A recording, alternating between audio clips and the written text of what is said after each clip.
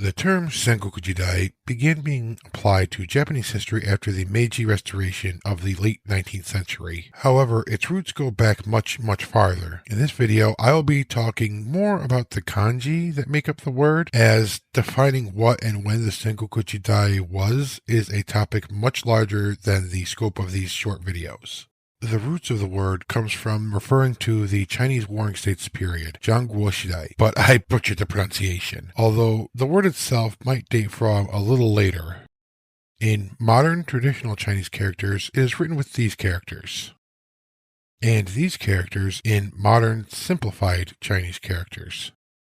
It dates back to at least the life of Sima Qian, roughly 145 to 86 BCE.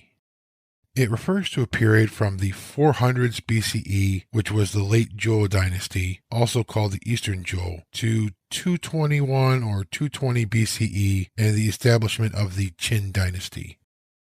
There are numerous dates in the 400s used for the start, although the one used by Sima Qian, the equivalent of roughly 475 BCE, seems to be the most commonly used one in secondary sources for a general audience.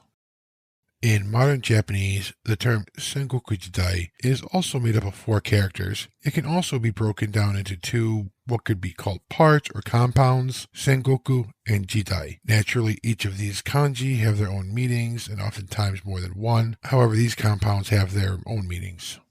The first, Sengoku, is often translated into English as Warring States. Sen, as it is pronounced here, in this context refers to battle, war, something along those lines. The kanji pronounced Goku in this example can mean a country or nation, but in pre-modern Japan it could also refer to the provinces of Japan. It can also be used for regions or domains. Therefore, the translation of Warring States, although there is some debate as if the use of states is a proper translation in this context, but I guess Warring Domains period didn't sound as good. The second compound is Jidai, and is typically translated into English as period. The first kanji, pronounced ji here, involves time. Dai in this context is for age, era, etc. So, when combining them, Warring States period. In English sources targeted at a general audience though, you are more likely to see it referred to as the Sengoku period, kind of mixing Japanese and English, but you might see it as Sengoku Jidai, Sengoku period, or fully translated as Warring States period.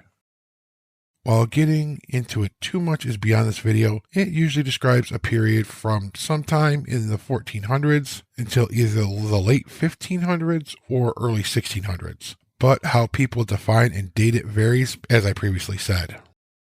Although the term was not used regarding Japanese history until after the late 19th century, the Japanese long knew of the concept and had a tradition of using it when referring to the Warring States period of Chinese history.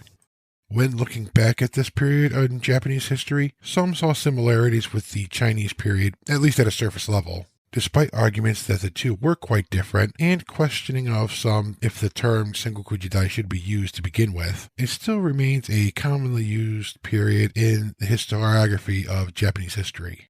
Thank you for watching, and an extra thank you to my Patreon member Coulter Nebel. Please check out the playlist for other videos by other creators and myself. I hope this video has helped you to learn more about pre-modern Japan. Until next time, otsukaresama deshita.